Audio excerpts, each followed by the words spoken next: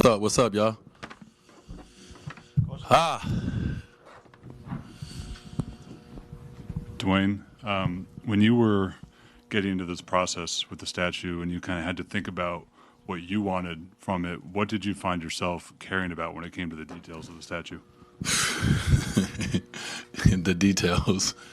I laugh and smile because I look at the guys, my guys, right here on this first table right here that we went through the process together. And the details, boy, I am a detail-oriented person.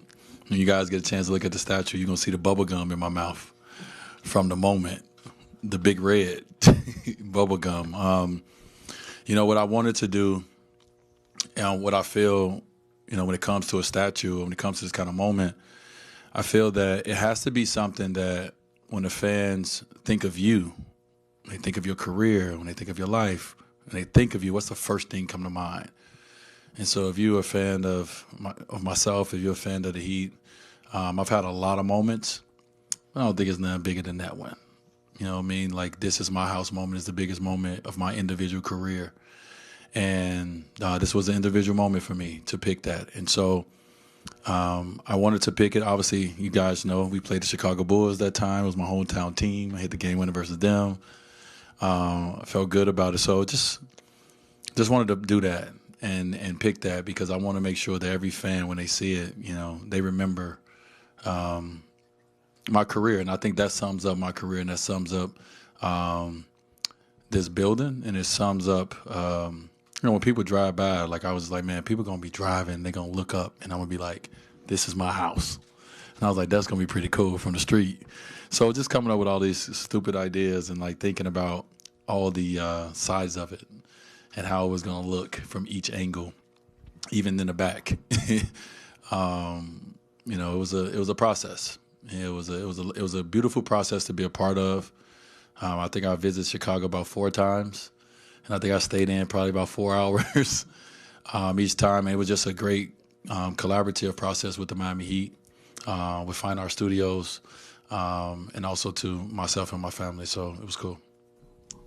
Dwayne, I know you said you didn't know if it was going to hit you even when it was unveiled, but what was the emotion like when you finally saw it in place and for the public to see it? I was just like, that's beautiful. I think it's one of the, personally biased, I think it's one of the best statues that's been created because of what it represents for us and for me. But man, I had so many emotions, and I think I probably had more emotions just listening to UD and listening to Pat and then listening to my son speak and speak to me. You guys saw me. I don't know if you saw me, but I had a couple tears fall down a little bit. But it's just, I know it's bigger than me.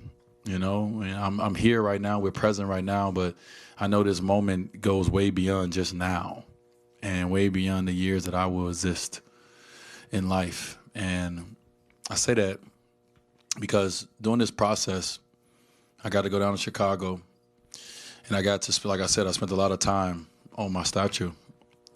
Next to my statue was Kobe Bryant's statue getting made at the same time, the exact same time. And every time I show up, it's more work done on Kobe's statue. But it ain't nobody, Kobe's not there. I'm there. I'm looking at mine. I'm touching mine. I'm talking about mine. But Kobe isn't. And it put everything in perspective for me. You know what I mean? When we talk about being immortal, we talk about the life after. Going through this process really give me an opportunity to see it. To see it. My brother's not here. To have this moment that I have. And so I know how important this is. And I know that this is going to live on way beyond me. And so I'm so excited about that. I'm so proud of that for my family. Dwayne, you mentioned getting emotional, and first tears I saw come down were when Zaire was speaking, Yeah. and specifically talking about the obstacles and the lessons that you taught him over time, and you went through those here. You even had to leave and then come back. How do you process sort of the totality of your career and Would you have wanted it any other way? It's hard to say you want it any other way when you just celebrated a statue. You'd be asking for too much. I think it's all parts of our lives, that we can get that moment back. We may take that moment back, but then that changes everything. And, this has just been these last 21 years of my life has been incredible. The highs and the lows, because I've grown so much in the midst of them all. And just sitting up there, man, on that podium and just understanding that, like, that statue's behind me, I'm like, how? Like, I'm in my mind, I'm like, what? Like, me? Like, I was never chosen.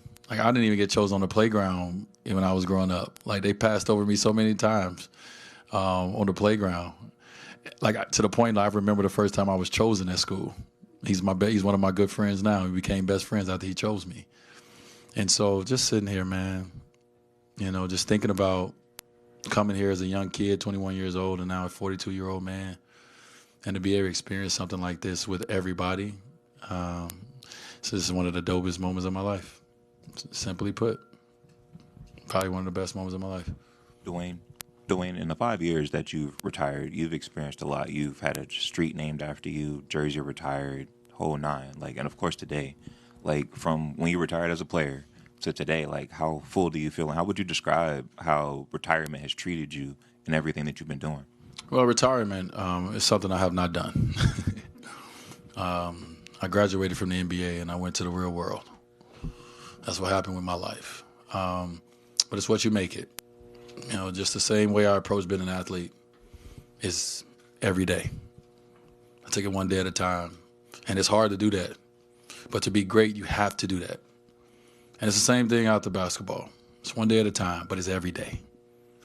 And I'm thankful for my success so far in my young time being away from the game of basketball.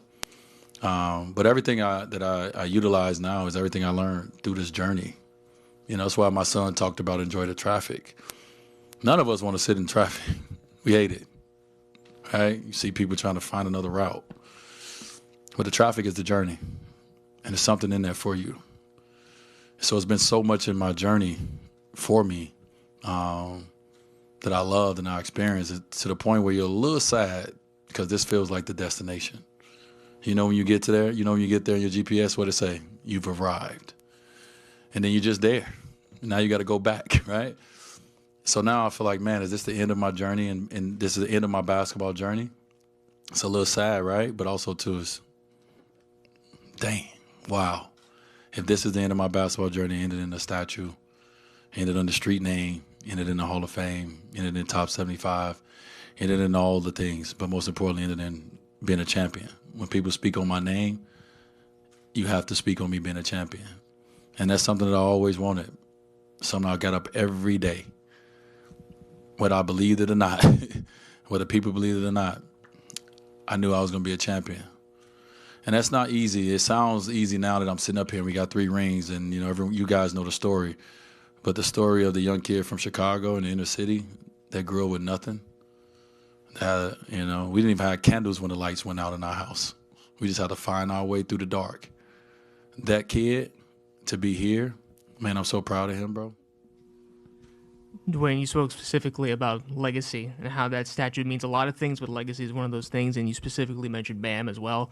Can you just kind of talk about how you feel like he's going to continue that legacy and just the state of the team at the moment? Yeah, I mean, we speak a lot. We always have, UD, myself, the organization, have spoke to Bam at this level for a long time. And it's not pressure, it's just opportunity. I mentioned Alonzo Mourning, I mentioned Udonis Haslem, I mentioned myself, and then I mentioned Bam. Listen, to mention Bam with those likes, that's respect, because we see him as, someone who's going to continue to, take on everything that we learned here and everything that we've passed on for this organization to be successful. And you don't have those players. They don't come around often. You have a lot of talented players come around. You have people that do great things, but you don't have cornerstone individuals that can take your culture and keep it going. And so I just spoke on that, and I've spoken to him. I spoke to the team too. You heard me. All right, house divided when I stand. As this, I want to be a part of winning. I ain't gonna lie to you guys, and this is going off beat. I was jealous watching the Boston Celtics the other night because I saw KG and Paul Pierce and Ray Allen out there. I know Ray here, but I was like, man, I want to be that guy. I want to be the old guy to come back with the team win the championship. And so it's important for me to set that example and to be that example, but not to be the only one. And so we're thankful for Zoe because he said it. You did not follow. And Bam has to be thankful for us because we said it, and now he's following it. And so hopefully it keeps going. Dwyane, you think about the teams that are associated with having statues out front, the Celtics, Lakers, Bulls. What does it mean for this organization that's relatively, new, to have a statue in the front, but also Pat Riley's name on the court? What do you think it says about the history of this organization? It takes time.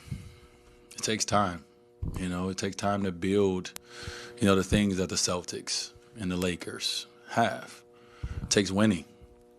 You don't get none of it without winning. And we haven't won at the levels that they've won at. But definitely we've won. And it says a lot about us. As I said 21 years ago, we weren't winners. We weren't considered winners. And now you can't talk about basketball without talking about the Miami Heat in whatever capacity.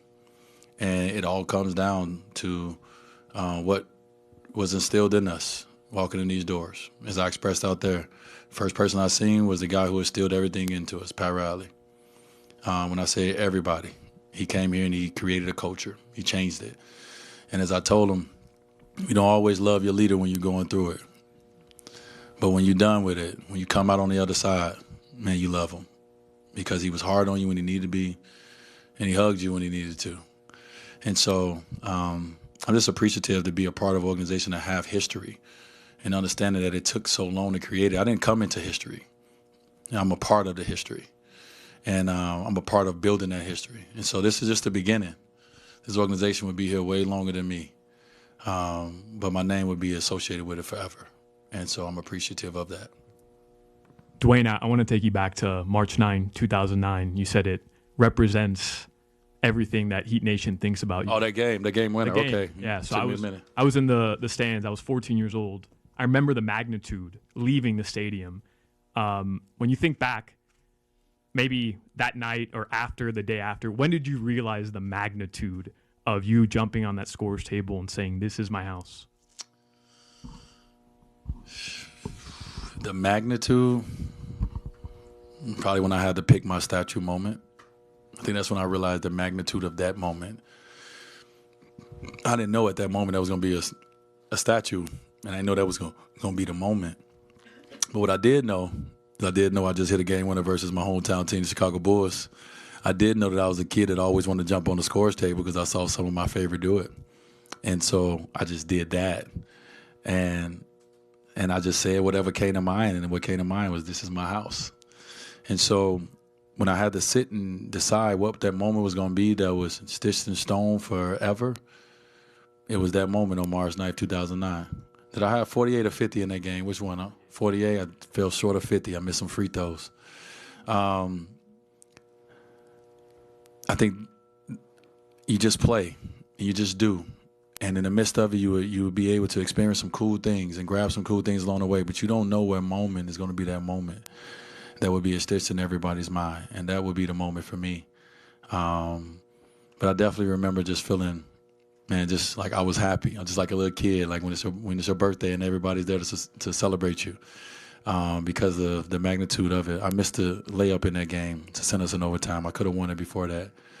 But true Wade fashion had to be a little bit more dramatic. And it was just a beautiful ending. So I'm glad that that's the moment. That moment meant so much to me that it's hard for me to even express what it meant doing that against my hometown team and being able to jump on that scores table.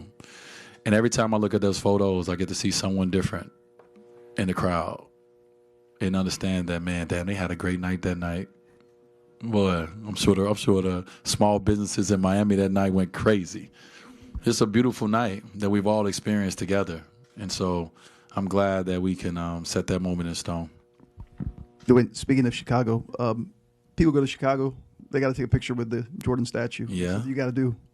What's it feel like that now when people come to Miami, one of the things they got to do is I got to take a picture with the D. Wade statue. I love that.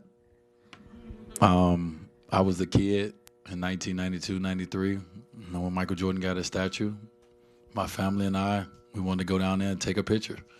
I was that kid. And so when I got the meeting in LA with the Heat team that I was going to have my statue, and we talked about what the image was going to be, and we talked about who was going to do it, I said it has to be the same person who did Michael Jordan's. Now, in my mind, I thought he was old. I was thinking he was about 90 to 80 to 100 because I was a kid at the time. But I said he has to be the same person because that was the first moment that I realized that was even possible. Never even knew that an athlete can get a statue. And it wasn't social media where you see everything. And so the man is here. And I thank him for, not only creating that statue with MJ, but I thank him for understanding the importance of this statue for me and the whole story, that was created throughout the process. All right, that's it. That's it? I'm going to go back and have some drinks. Appreciate you guys. Kids, don't drink. Adults, buy my wine.